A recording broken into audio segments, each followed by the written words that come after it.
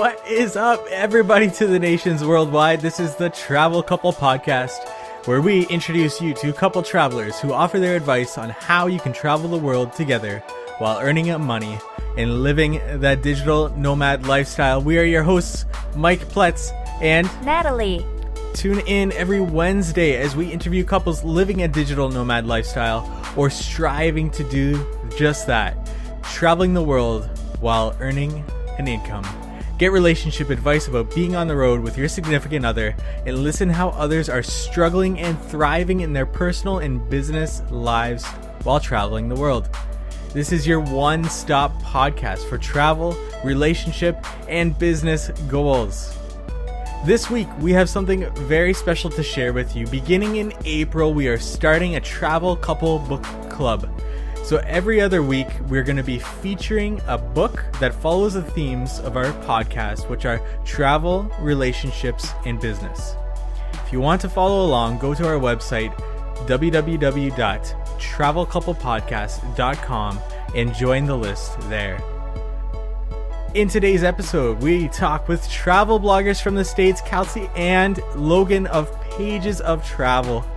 They talk with us about incorporating travel in their lives while working a 9-to-5, traveling with a dog, and how to improve your Pinterest game.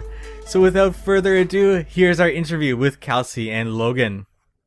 Today we are joined by Kelsey and Logan of Pages of Travel. They are travelers who work a 9-to-5 and travel the world by making most of the time that they have. You can see their adventures of world travel, road trips, and camping with their dog Bentley online at pagesoftravel.org. Hello, Kelsey and Logan. Welcome to the show. Thanks for having us. Hey, Mike. So let us just get started with getting to know you guys a bit more. Tell us a bit about yourselves and what you do.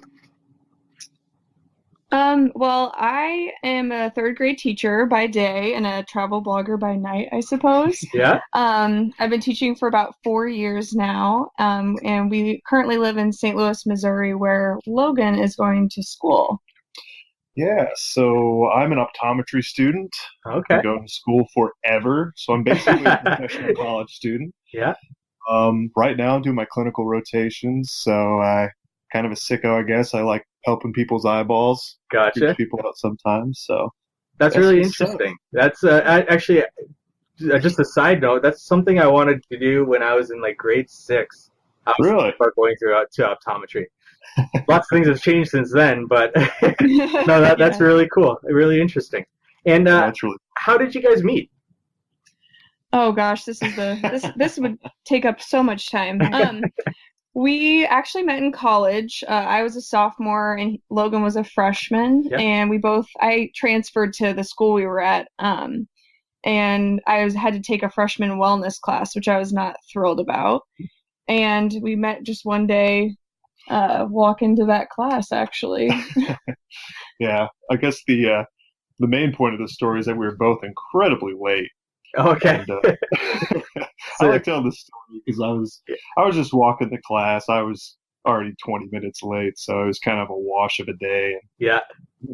I'm walking across this path, and it just rained. And it was so muddy. Oh. And kind of out of the side of my vision, I see this like bright neon like color just charging through the mud. I look over there, and I see this girl like neon shirt, workout pants, just kind of angry, just like stomping through the mud with these, this such a fervor. And I'm like, oh, I'm gonna have to intersect her. And like, she's heading over to the sidewalk because it was so muddy. I was like, yeah, I'm gonna give her a hard time because she was cute. And, like, speed up my pace and time it just right where she meets me on the sidewalk. And I was like, hey, it's kind of muddy over there. You should walk over here. And she's like, looks at me, throws me this dirty look, and is like, thanks. I'm not normally this angry. This is just, you caught me on a bad day. That's gotcha. all. Yeah. Anyways, it was so funny. It was partially my fault, too. I was just being a pester. I could tell that she wasn't having a good day, but I was just like, oh, so hey, what's your name? Where are you from? Blah, blah, blah, And nice. Yeah. She was just kind of like, oh, I'm here. And I'm there. I'm late for class. I'm sorry, and all this stuff. And then how did things evolve from that? Yeah, he saw me at my worst, so now he needed to see my better side. Gotcha. Well, it just so happened to be that she walked into the classroom and I walked in behind her, and she's like, "What? Are you going to follow me into class too?" And I was like, "Actually, I'm in this class as well." So, Yeah, then we started teasing each other more and became pretty close friends. And about 6 months after we met, we started dating. So it Good. was kind of nice because we became really close friends at first and Yeah. kind of blossomed into a romance. Yeah, that's awesome. and as they Yeah. say, the rest is history. I Yeah, guess. I guess so. So then, were you guys both interested in travel at that point, and so that kind of like clicked? I think to some degree, yeah. Yeah. We had always talked about traveling and things like that. And actually, later we can even discuss. We ended up going on a mission trip together, like a year or two into our relationship, and I think that really was one of the starting places for us to really develop a passion for travel. Nice. On that particular trip. Yeah, nice. So then, you guys got married. Where did you get married? We got married in Ridgedale, Missouri, which is a really, really small town outside of Branson, Missouri. Okay. Also a small town. Yeah, also a very small town. Yeah. My family has always moved a lot, and so I grew up kind of all over. And my parents had moved to Tulsa, Oklahoma whenever I was in college, so I didn't really have roots any specific place, and that was kind of a halfway point for both Logan's family and mine. Right. So we decided to kind of have it there, and we both had grown up going to Branson as kids for like the amusement parks and things like that. So we just thought, well, this would be a perfect place to have it. Yeah. And I've always loved the water, and there's this nice chapel just right on the lake. And Awesome. that's where we ended up doing it. Great setting and everything. Where are you guys originally from? Both from Missouri, correct? I'm not. My parents, well, like I said, I've lived a lot of places. Right. Yeah. For the most part, I lived in Des Moines, Iowa, actually. Oh, okay. And I also lived in Nashville, Green Bay, Tulsa, Oklahoma, and now Missouri, Arkansas, all over. Yeah. Oh, wow. Okay. Yeah. Yeah. I'm the boring one. I was born and raised in a small town in southeast Missouri, and that's pretty much where I was until college. So. Gotcha. Okay. Yeah. Very nice. So. And then honeymoon. Where did you guys go for the honeymoon? We went to Jamaica, actually. Oh, very nice. It was one of the first years that Southwest had purchased AirTran. Okay. And we had some miles saved up, and I was like, oh my gosh, we can go someplace tropical with our airline miles. And I was so amped up about it. And I'd been to Jamaica when I was like a teenager, and I loved it. And Kelsey'd never been, so we decided to go there and kind of get out of the Midwest area. Yeah, for awesome. Sure. Awesome, guys. So we're going to get right into our first part. We're going to talk about travel, and I'm going to start it with a 2-word question that can have such a complex answer for many. Why travel? Oh, gosh.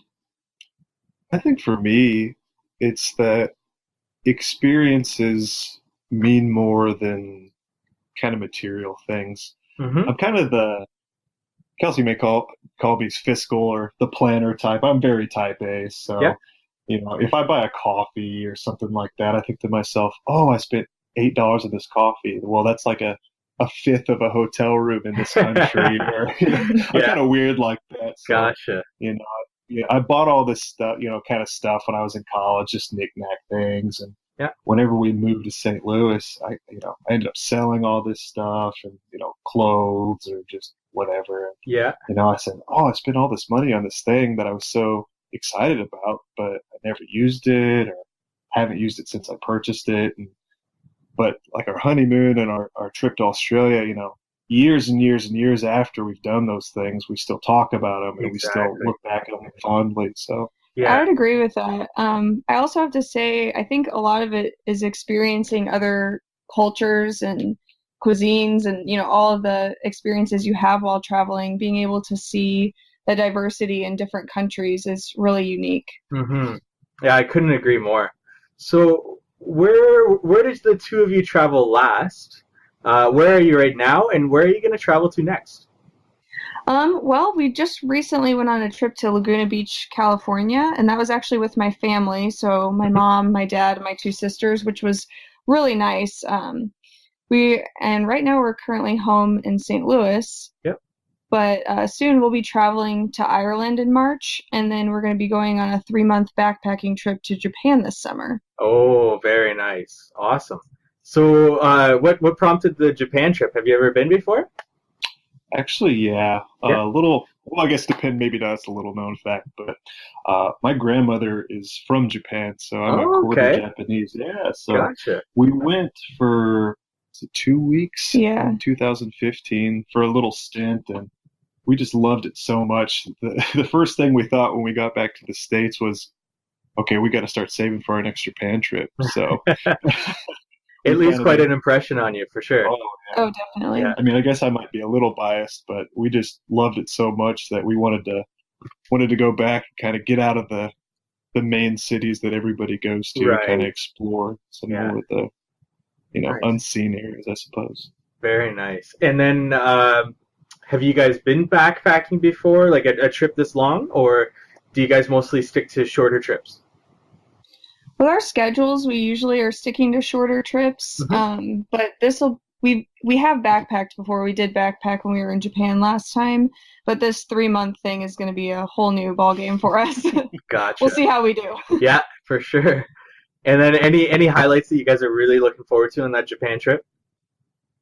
A big thing for me is in the summertime they have Matsuri, which is like Japanese summer festivals. Hmm. And the last time we were there, we actually missed a lot of those, and I was pretty disappointed because I really wanted to get in there and try some of the food and see the fireworks. And a Yeah. lot of them have like floats and things like that.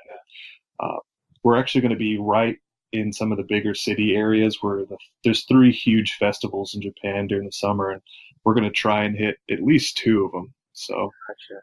yeah, Yeah, the really first excited. thing the first thing I think about when I think about Japan is the food. The Yeah, food. Yes, Yeah. it is. absolutely. So, what was your most rewarding travel experience together? Yeah, as I kind of mentioned earlier, we our second year of dating, kind of in college, or I was actually planning on going on a mission trip Yep. uh, to Australia, and it kind of worked out where a team member fell off or couldn't go, and Kelsey was able to come in and join us on that. Hmm. And we were actually just working with underprivileged Aboriginal children, kind of in the outback. Yep. It was really humbling to kind of see all these families living without or with very minimal basic necessities like shoes, and Mm. proper winter clothing, and medical care. We kind of operated like a summer camp, like, Oh, except for it was winter. It was summer for us, but it was winter for them, and they had some time off for the holidays, and allowed the kids to kind of come in, got to play with them, and kind of do some educational things, give yeah. them some basic necessities, food, clothing, healthcare, things like that. Hmm. I really enjoyed getting to know the kids and their families, as well as learning about kind of the culture and some of the hardships that they've kind of had to endure over the years. Yeah, I Yeah. definitely agree with that. Yeah. That's really interesting. Yeah. How did you get connected with this mission group, and how long were you in Australia for? Let's see. Our college does a lot of kind of global mission type works and offers a lot of programs like summer programs and things like Hmm. that. So Right. we actually went through one of those organizations at the college, and Hmm. I honestly I can't remember. I think it I was think we were 20 there. days. I think we were there almost a month. Yeah, Yeah. yeah, something around a month. So Yeah, there's yeah, nothing really more rewarding than being somewhere and helping people out, and while being able to travel, it oh, really absolutely. changes your perspective on things Oh, for sure. definitely, Yeah. definitely. Yeah. Okay, so well, actually, I want to touch on that really quickly because I want to just tell our listeners that you need to check out your guys' About Us page because it is really on point. And in just reading your story about what you've talked about, how you guys met, and each of your bios for yourselves and your dog is really really awesome. So if you're struggling with writing an about us page, that's where you need to check out. Well, thank you. Really awesome. Thanks. So, what is your guys' most awkward, Oh embarrassing, gosh. or hilarious travel experience together? Oh, I was hoping There's you would so ask many. something like this. I have a favorite story. Oh no. This is actually from our trip in Japan. We were at Kinkajuin, or the Golden Temple in Kyoto, Oh no. and it's kind of like a funneling thing. It's so vastly visited that you kind of walk in, they kind of clump you up with all these people and push you through, so you can kind of walk by it, look at it, take some pictures, and then keep moving. Yep. And we were kind of just getting herded along with all these other tourists. It was jam packed on a weekend.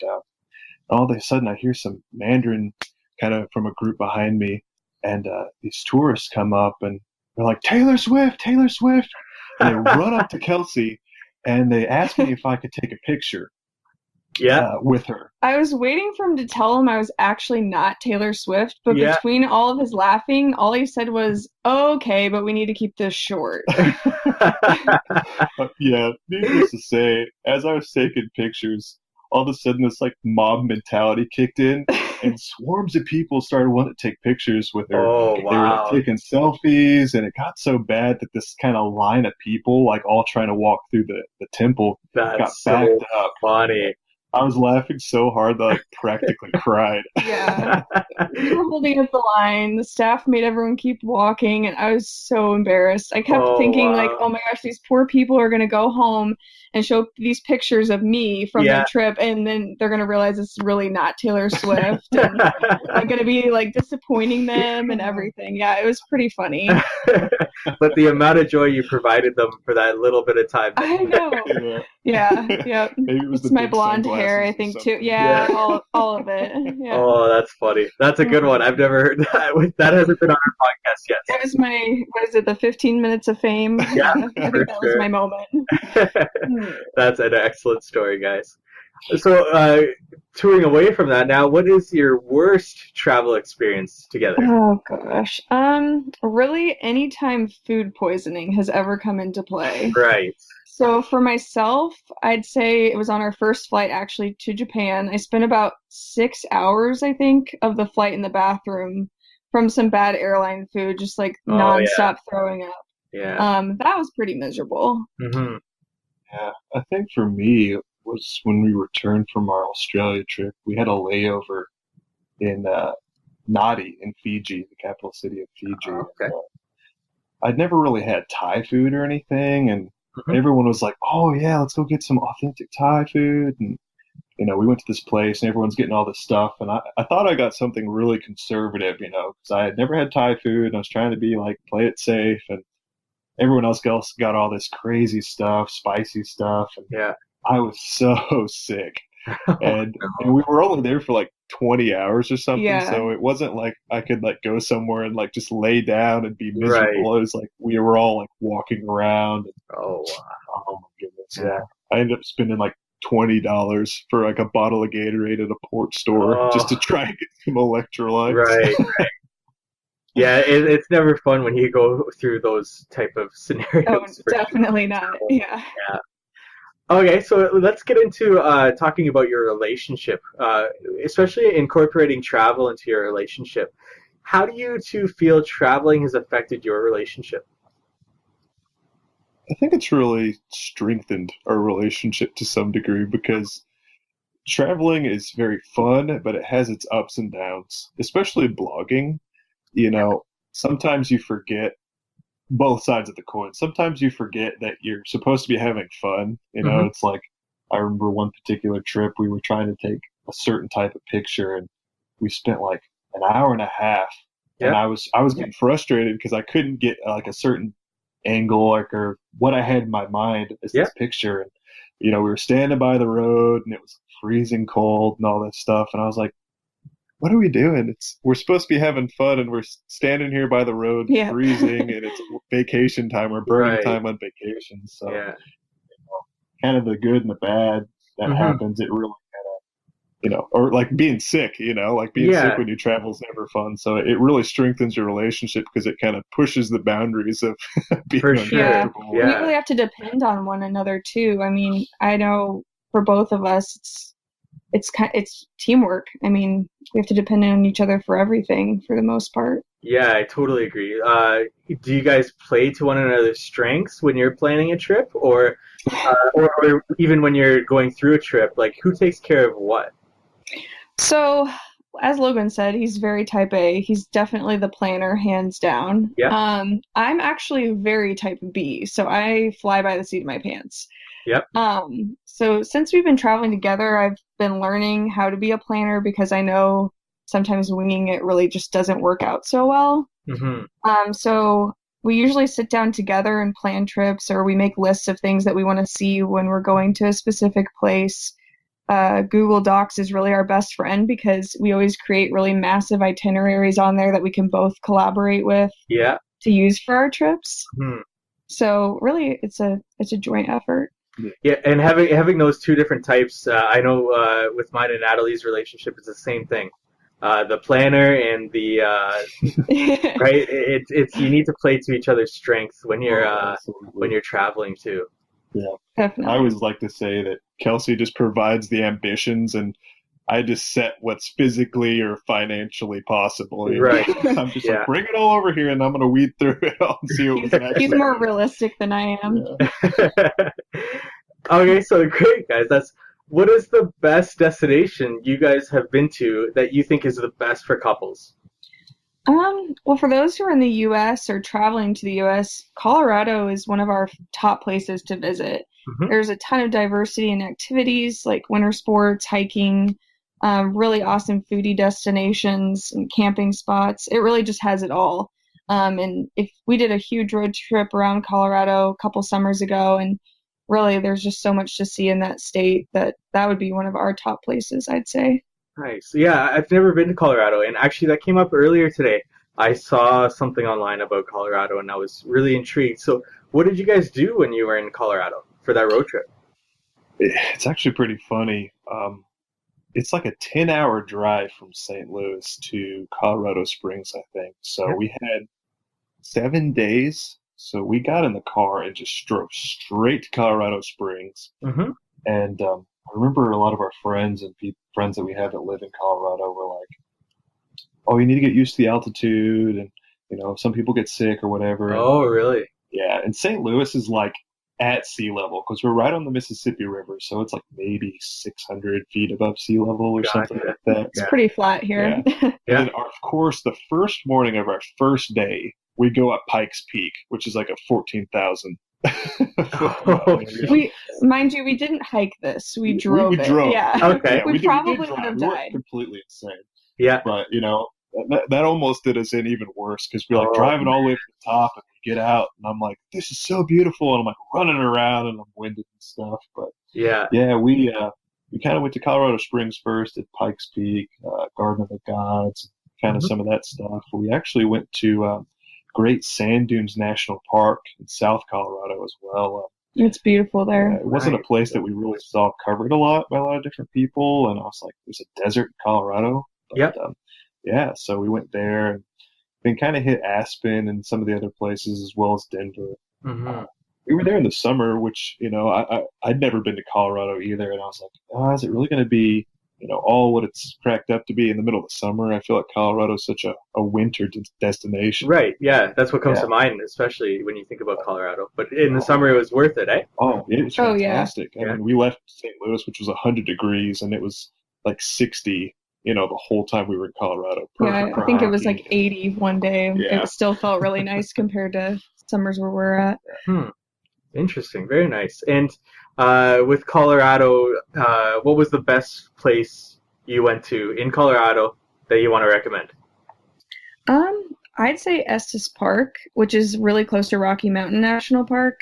Okay. Just because there's a lot of really, really cool hiking trails, and it's not a huge city. It's kind of more quaint, especially for couple travelers. It'd be very romantic to go there. Okay, awesome. So wrapping this up, do you guys have any advice you want to give a couple travelers out there?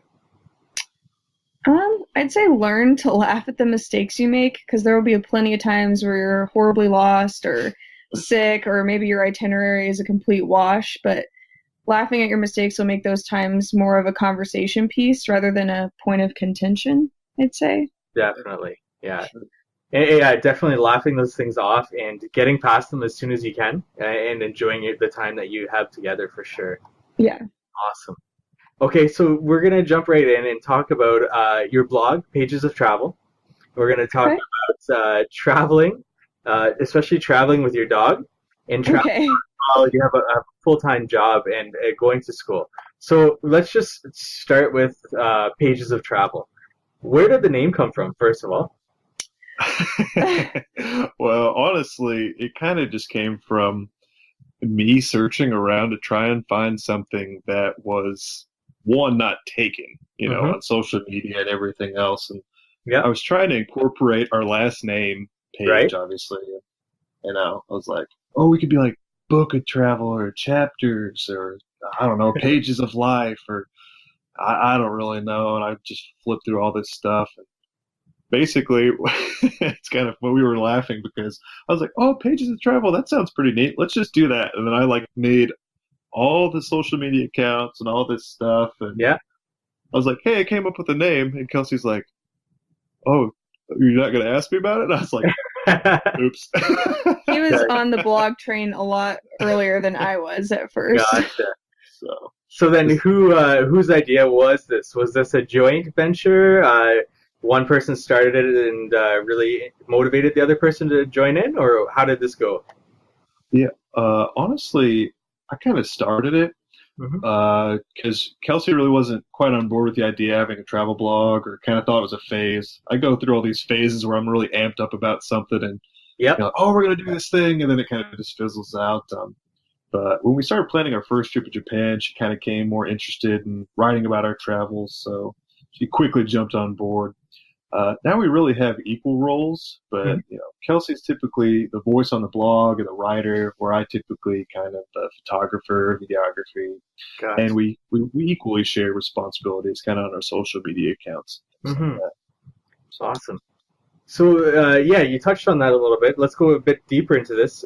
Who takes care of the writing, photography, social media? Do you guys distribute responsibilities when it comes to this, or do you kind of feel you want to have a voice in each department? Kind of like what Logan said, I've kind of taken on the blog role. I do a lot of the writing for our posts and upkeep of our website. He does write some on there. But he does a lot of the photography. I'm not as great of a photographer, and he's much better at having an eye for that. Okay. And we really do. We share a lot of responsibilities on social media because it's a lot to keep up with. Yeah.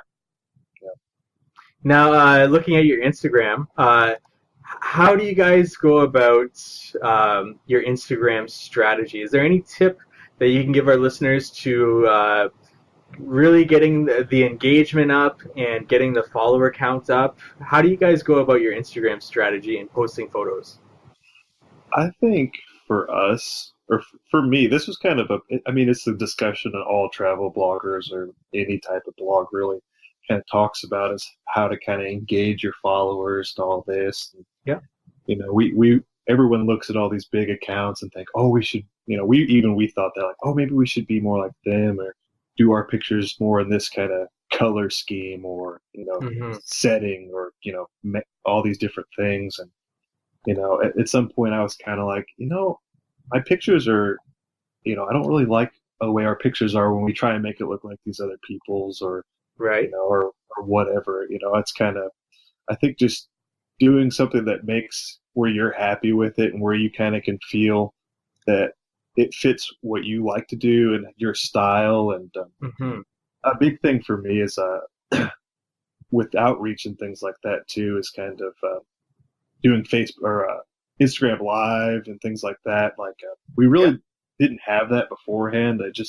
I did a lot of Snapchatting. I don't really like using Facebook and things like that for my personal social media. The only personal social media I really use is Snapchat for some reason, I guess because I'm lazy. But gotcha. I had some friends that were like, man, I loved whenever you were Snapchatting in your Japan trip. I'd flip through on my day, I'd be bored, and I'd get to see what you guys were doing and all this stuff. And whenever that kind of came out on Instagram, it was really nice because we were able to kind of engage with, our followers and other people kind of in a way that sometimes pictures don't really do, or just regular posts don't really do. I definitely think engaging your followers in a way where it's, I don't know, I have a hard time opening up about my personal life, but I do feel like it's important to show people who you really are, rather than just like a glamorous photo of some place that you went. But opening up a bit more and sharing more about yourself really makes people feel like they know you. And that's something we've been trying to implement a little bit more as well.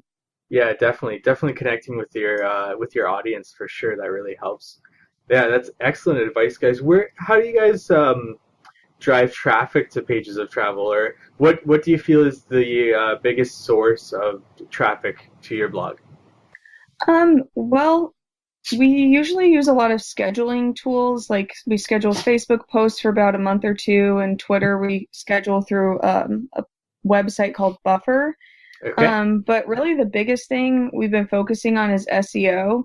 Yep. That's been a huge success for us. I'd say we still have majority of our traffic comes from Pinterest, but second is from Google, which is really good.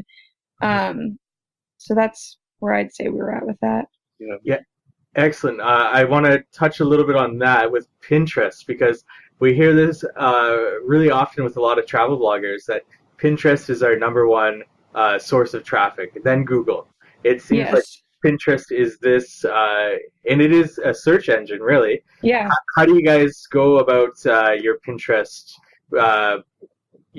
strategy, or do you have any tips you want to share with our listeners about that? Well, I usually use a website called Canva to make our pins. Yeah. And so that's something I've been doing for a while. And usually what I do is create a few different pins, like just different graphics. They might say something different or have different images. And I post them all on one of our personal boards, and then do different sharing methods like to group boards or schedule through a website called Tailwind to promote those. And then I take whichever one I think is doing the best, and that's the one I usually try to promote even more through Pinterest. Another thing I've done recently is there's a girl I know, her name's Jess Shetler, and she has this really awesome Pinterest growth strategy. It's called Powerful Pinterest Strategies, or Powerful Pin Strategies. I'm not sure if I'm getting that right. Yeah. But she has a really awesome like Facebook page where she teaches you how to just really change your profile and grow your Pinterest following, and also just getting traffic to your blog, which I think is really helpful for a lot of bloggers. Yeah, I'll definitely have to link that in the show notes, because I definitely have heard of that before, and I haven't checked it out. And we haven't really focused too much on Pinterest with our personal blog, and it's something that maybe we should start to focus on. But I've also heard of Tailwind before, and I've never used it. Can you go talk a little bit about Tailwind and what it does for you guys?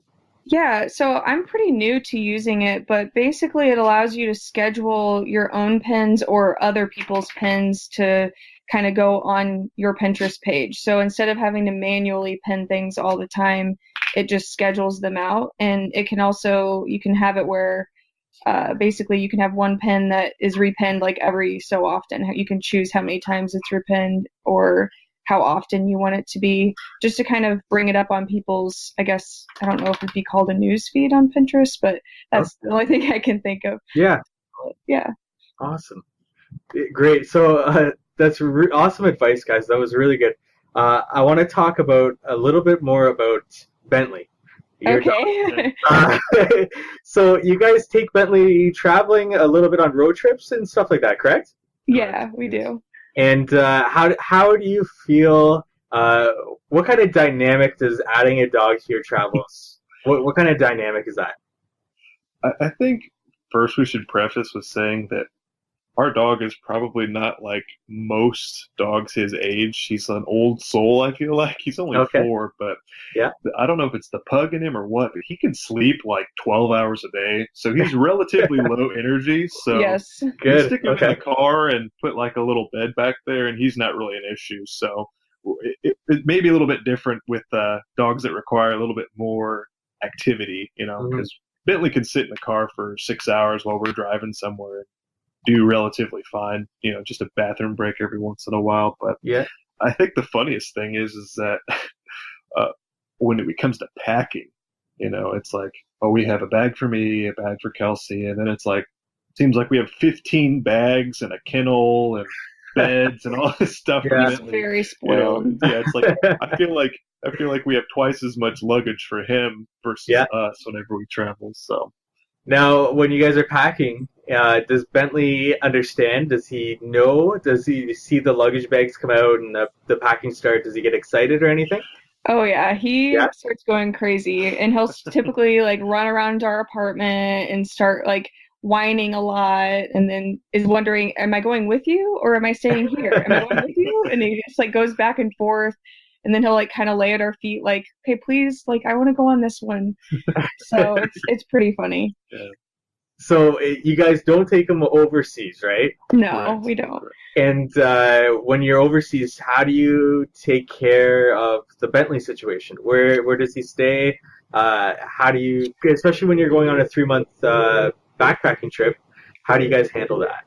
So that's been actually fairly easy for us because my mom has 3 dogs already, and so she's been very willing to take him because he's pretty low maintenance. And then Logan's dad is absolutely obsessed with Bentley.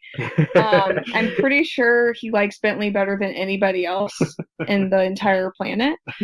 So he loves taking him too. So we've been really lucky with both of our families being very accepting of our dog. And they actually have come before to try to like, hey, can we just take him for the weekend just to see him?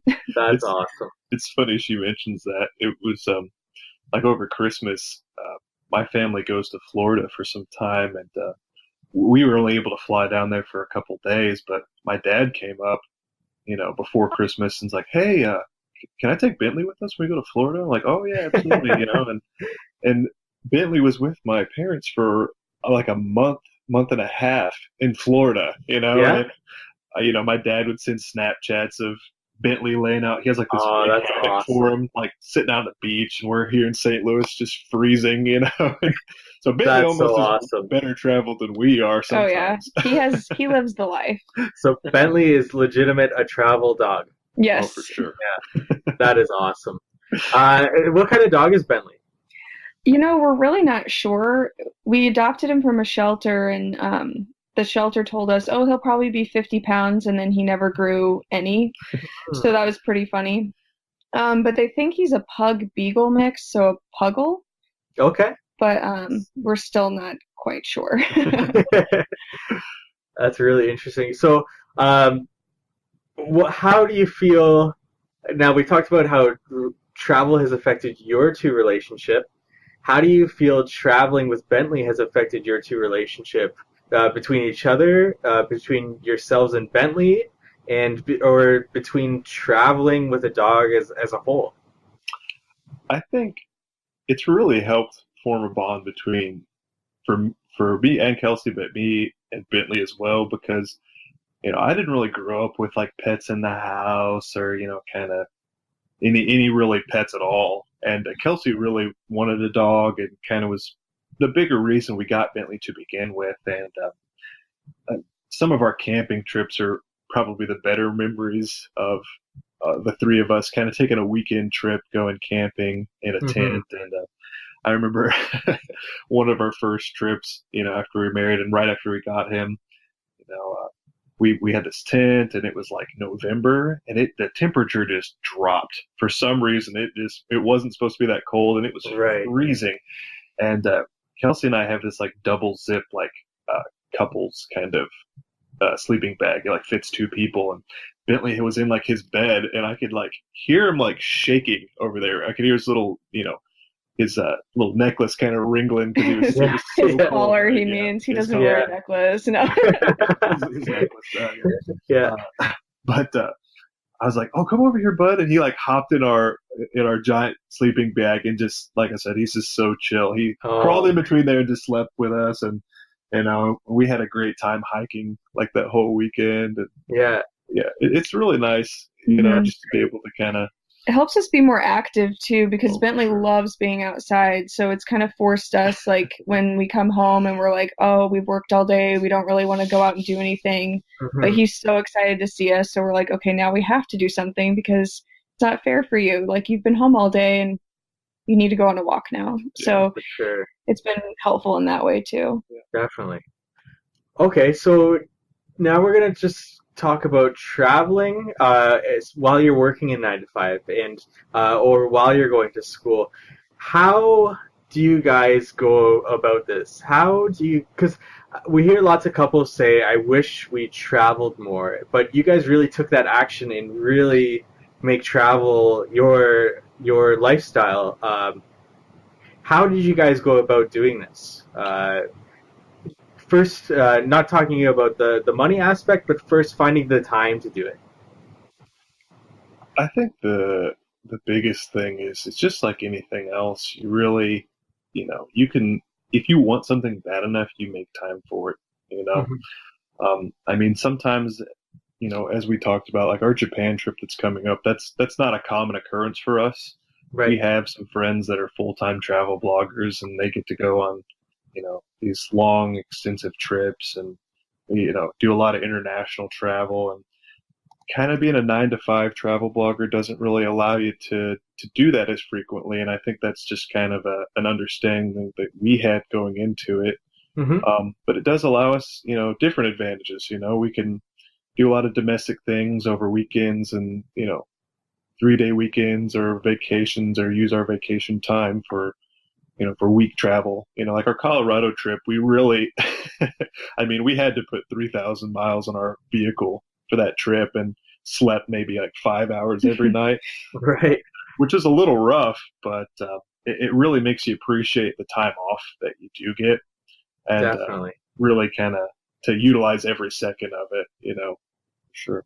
Definitely, especially when you're working or going to school, just taking that time that you do have and making the most of it. That's yeah, that's great advice. So, do you guys find yourself on weekends you really take advantage of that weekend, or when a long weekend's coming up, you really take advantage of that to maybe do a little excursion somewhere?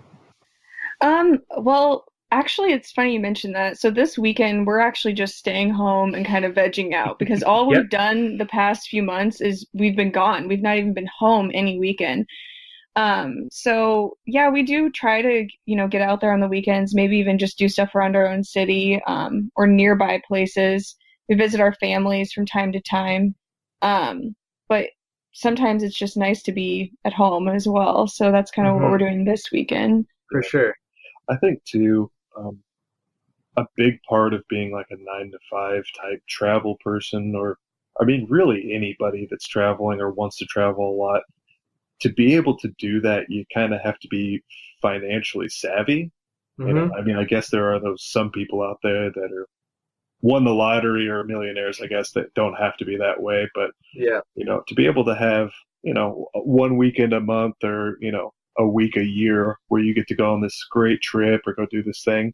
Some of the other weekends are not so fun. You Hmm. just kind of stay, or they can be fun, but, not as exciting per se. You're staying Right. at home, or you're going to a park, or doing something that's low key, low budget, to really save up for those bigger trips for sure. Right, and that's excellent advice. That segues right into my next point, where um, traveling is expensive. And do you guys have any tips that you want to share with our audience about really how to save for that next trip?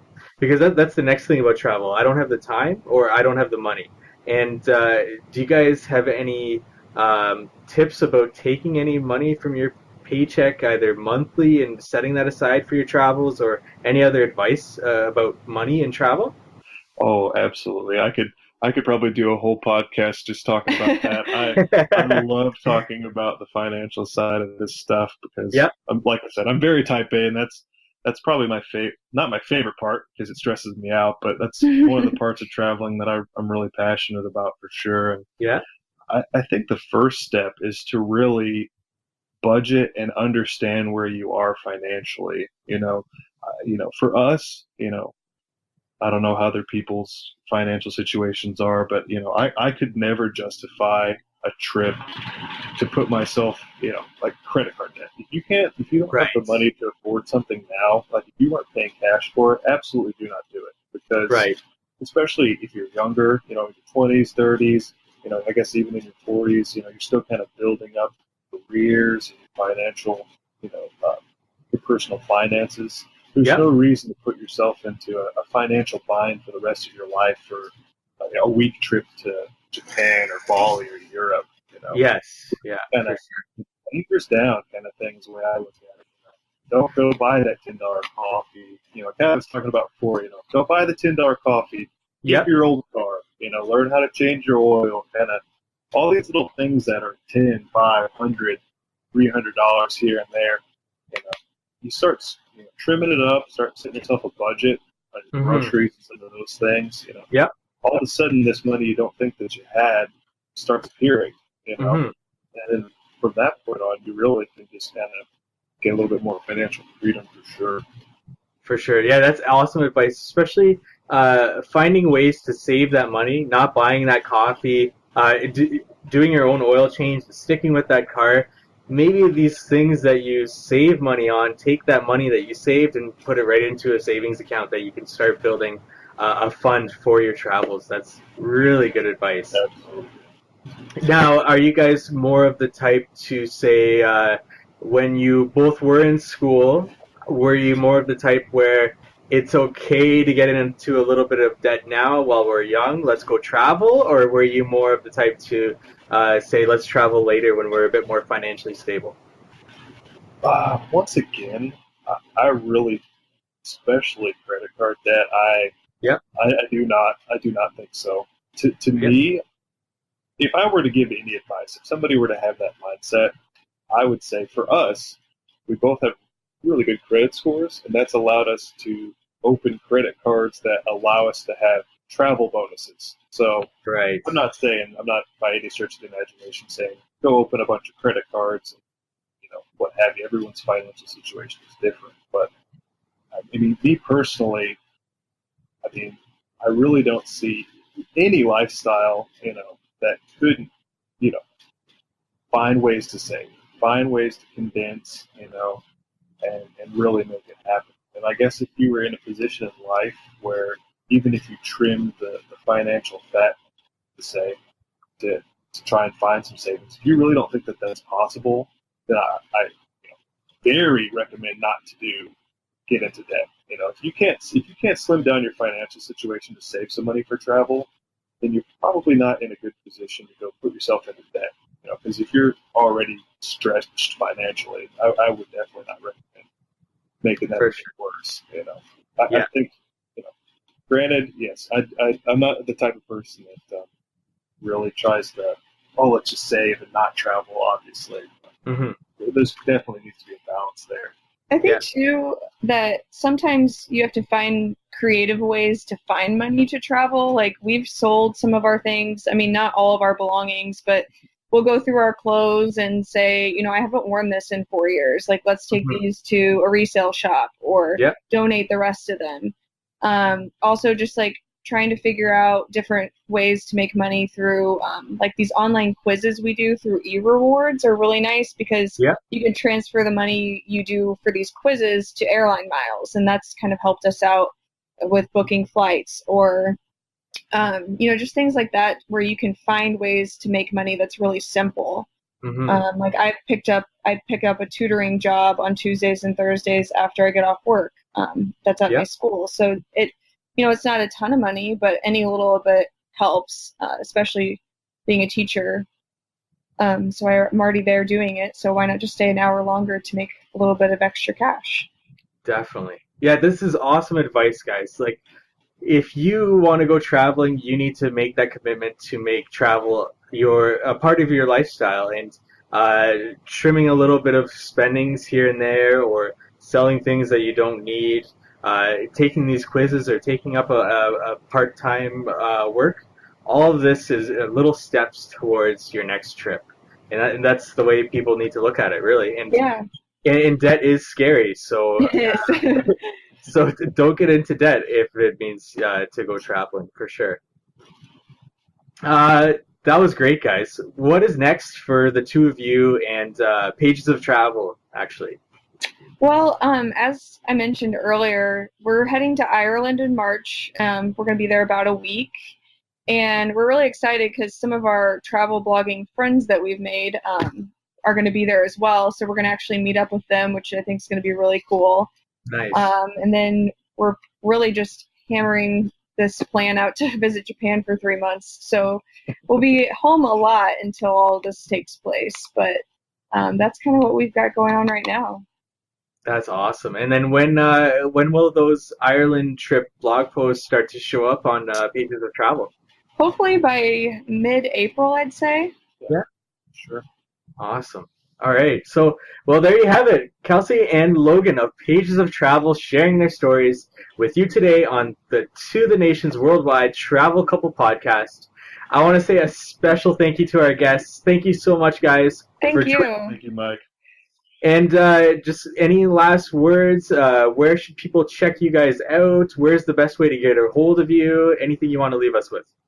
Well, we're Pages of Travel across all social media, so you can check us out on Instagram, Twitter, Facebook, whatever you'd like to, and check out our blog at pagesoftravel.org. Feel free to shoot us an email at any time. Yeah, absolutely. Follow us. Go on our Instagram account and check out our live stuff. We love to meet you. I love chit-chatting, shooting videos back and forth. That's some of my favorite stuff, is just meeting other people who like to travel. That's really what makes travel blogging fun, is meeting other people that have the passion to go out there and explore. Thank you to all of our listeners out there, to the nations worldwide. We cannot express our appreciation enough for joining us on this podcast. Visit us at travelcouplepodcast.com/8 for this episode's show notes. Leave a comment on the page and we'll be sure to get back to you. If you'd be so kind, please subscribe to our podcast and leave us a review. And share this podcast with your friends. It really helps us out and it lets us know that you guys are interested in more. This is Mike Pletz and Natalie, hoping you have a wonderful adventure to the nations worldwide.